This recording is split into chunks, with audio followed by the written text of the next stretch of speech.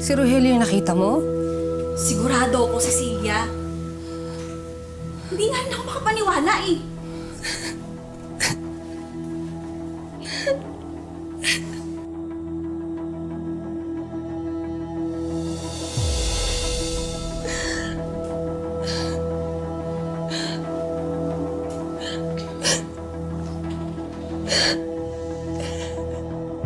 Bakit ka umiiyak?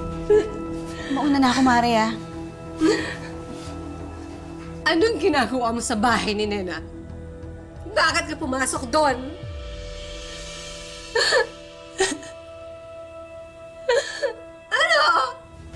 Oo, pero wala naman akong ginawa. Mahal. Anong kala mo sa akin, ha? Tanga? So anong ginawa nyo? Nagtitigan lang kayo?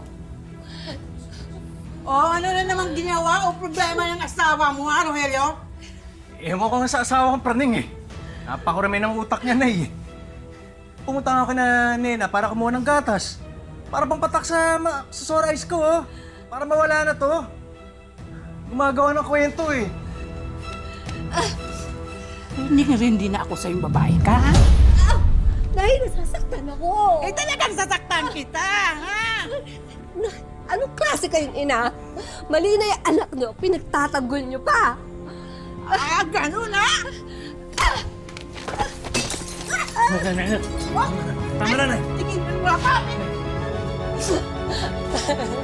Tama lang sa'yo yan! Isip ka!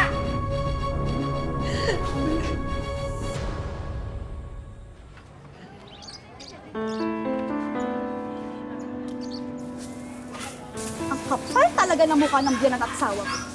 Ako! Cecilia, pasensya ka na. Napasama yata yung pagsumbong ko sa'yo.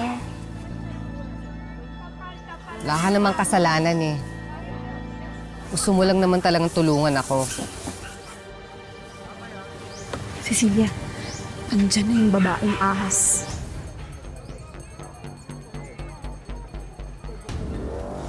Uy, Cecilia!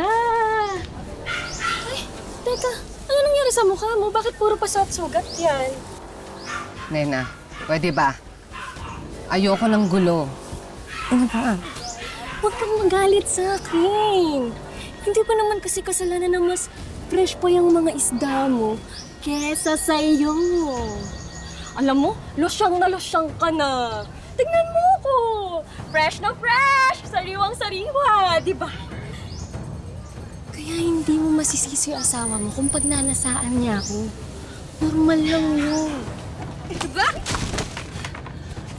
Ay! What? Kundi, tagutin mo na! Walang yakalo sa kasi!